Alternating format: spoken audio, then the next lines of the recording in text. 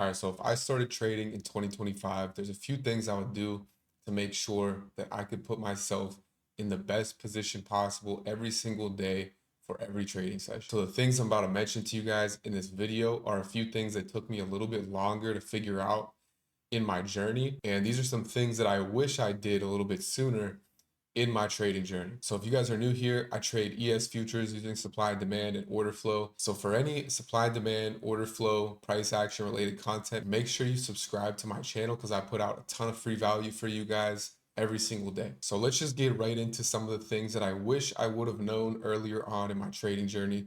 If you guys are starting trading recently, since we've been trading near all-time highs or having these more choppier sessions, this video is going to really help you a lot, I think, and it's probably going to open your eyes up a little bit if these are things that you don't already know about. So one of the biggest things for me was realizing that there are going to be plenty of setups that actually occur throughout the trading session. Just because you see a setup does not mean it's a high quality setup. You are going to see trades set up that look good, but they are not going to be high quality. And the reason they're not going to be high quality is because they are not aligned with the higher time frame context, or maybe they are not at a location of interest that has been a historical location of interest in the previous week or previous few sessions. And the reason why this matters so much is because think about it logically. So let's say you get in a position long.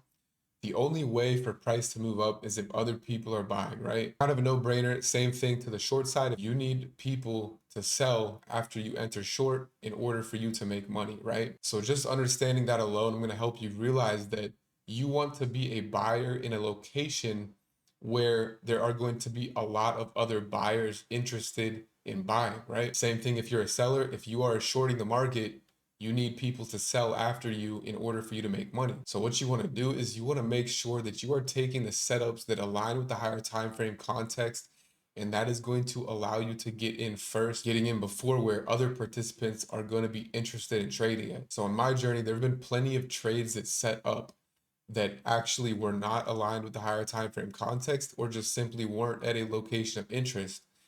And yes, while the trade did set up, there might have been a reason for me to take the trade, whether it was some absorption or whatever the reason may have been. What I realized is that the market is not going to move as far as I want it to go unless there are a lot of other traders interested in the prices that I'm trading at. So I'm just going to use an absorption reversal setup for this example specifically. So let's just say we're in a trading session. I spot some absorption, but it's not at a location of interest.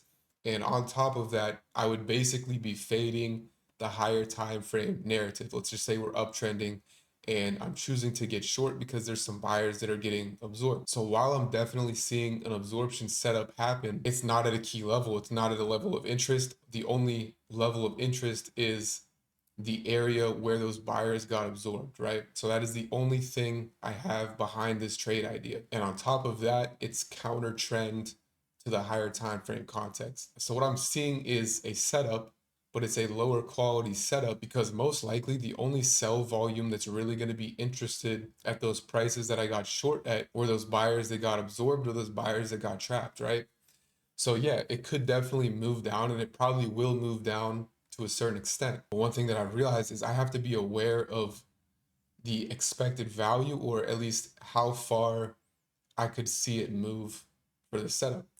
So like for a lot of these setups that I'm talking about where it's counter trend and it's not even at a location of interest, that little absorption reversal setup that I saw, it might only result in like a 6 point move on ES, for example. Whereas normally when I'm looking for trades that are high probability, I'm looking for at least 12 points of profit. So while I could be correct in the sense that yes, it's a trade that's set up, right? I definitely saw the absorption. I definitely saw the buyers get put underwater and I may have taken the trade and I might be up 6 points of profit.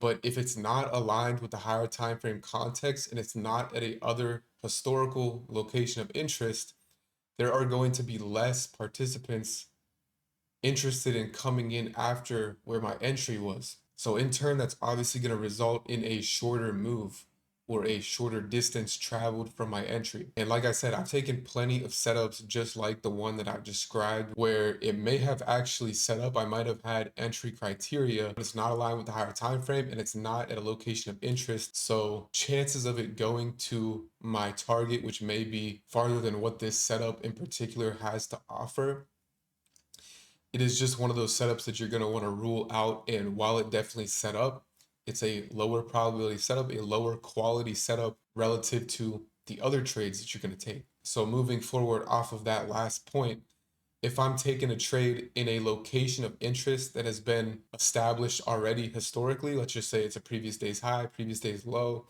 maybe it's a supply zone, maybe it's a demand zone, someplace where we already know that there were sellers or buyers in the past, right? Seeing something set up in a location of interest is going to be a higher quality setup because you already know that participants were active at these prices before. And it's reasonable to assume that they will be again if there's something that sets up that's interesting on the order flow at these prices. So you're getting in at a place where there is a higher likelihood of other participants getting in after you.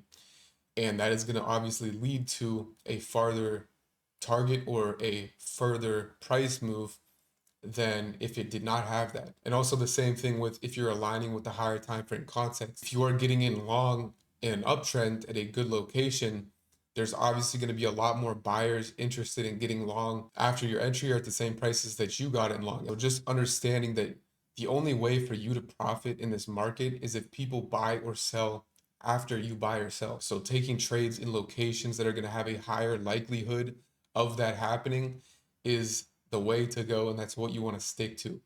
I'm not saying that you should never take counter trend trades. I'm not saying that you shouldn't take trades based off of things that develop in the order flow intraday, but just understanding the likelihood of people buying or selling after you, but being able to filter out the lower probability setups that are going to result in a break even or even a loss is going to in turn boost your P&L, but also keep your mental capital at its highest. And it's going to allow you to stick to taking high quality trades and being focused and actually logical in your trading. A lot of the times, and I can at least speak for myself on this, if I take a losing trade or a break even trade on a lower quality setup, like one that I just described, it may even lead to me getting a clouded vision of the market. And let's just say there's an instance where I get married to this setup. It could potentially lead to me taking more lower quality trades and my vision or my read on the market being flawed because I have a bias now that I've developed for whatever reason. And it can definitely be an emotional trigger, taking a loss or even a break-even trade that you wanted to be a winner. That's one solid tip I can give you guys, and it's something I had to learn later on.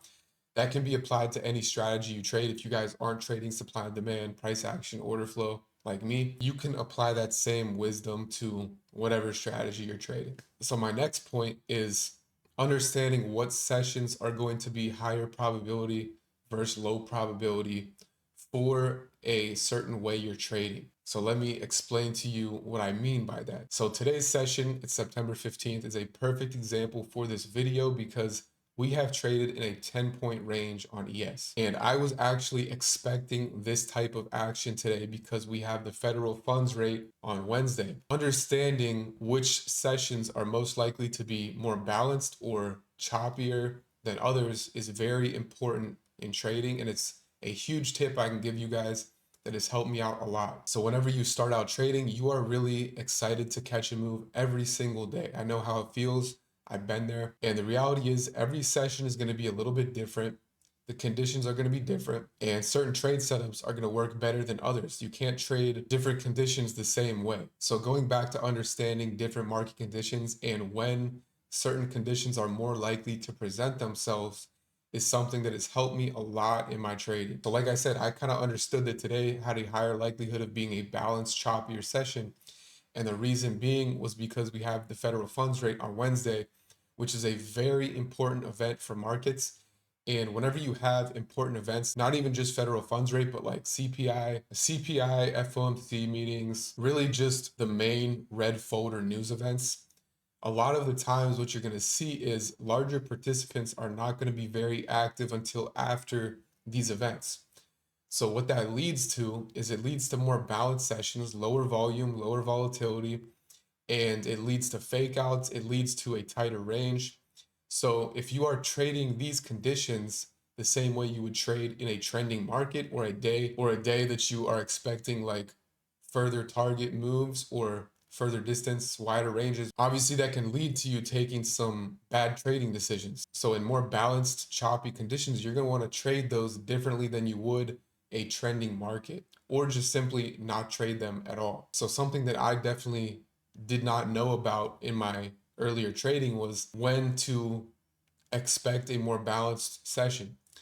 And what that would lead to, obviously, is me taking trades where I was going for further out targets, which obviously never even hit, or maybe they went in my direction a little bit, but then they came back break even. And it leads to you taking losses or break even trades. And that, like I said earlier, can lead to you taking bad decisions after that. So I already kind of gave you the tip where you can identify or try to predict where things will be, where the session will be more balanced versus more trending. Just understanding that alone has helped me a ton in my trading, because my worst days are always the days that are choppy, very slow. And like I said, it just led to me taking a break even or taking a loss. And then my vision is then clouded. And then I'm taking more trades that I have no business taking. And obviously that hurts my P&L, that hurts my account balance. And then when I go back and review these sessions and see that they were so balanced, it really just made no sense for me to take trades that were where I was looking for further out targets, for example, or a breakout of a balanced range or something like that. So that's another huge thing I can tell you guys, and that's something I wish I understood earlier. So those 2 points that I just mentioned are super important. And if you take them into your own trading and take account the session conditions and how you can trade them differently, it's going to help you a lot. It's going to lead to you either preserving capital or potentially growing your capital at a faster rate than you would if you were taking break evens and taking losses on choppier days like today. So those 2 pieces of advice right there really apply to even the last few months of price action. It's definitely been a little bit more of a choppier last few months. Definitely doesn't mean you should just completely avoid any trading session. You're gonna see a lot of traders say, oh, I'm just not gonna trade Monday ever.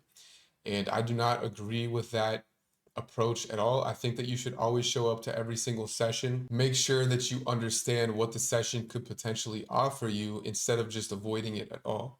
A lot of the times you're going to see setups that happen that work out very nicely on balanced days. So if you weren't trading them at all, you would miss out on those, obviously. So yeah, that's just why I would not recommend avoiding a session inherently because there's no news on a Monday or whatever the case may be. In my opinion, it makes more sense to just come to the session, but understand, all right, today might be a little more balanced, a little more choppy. So I'm prepared for that if that's the case. And I'm not going to be looking for targets that are very deep or very far out or breakout of balances. I'm not going to be looking for those things on a choppier, more balanced session. So I hope you guys took something out of that video. If you're new here, please subscribe to my channel. I post free value almost every single day on this channel. If you're interested in order flow trading, go check out my boot camp that I've been updating. If you want to join the free Discord, the link is in the description. So with all that, I'll catch you guys in the next video.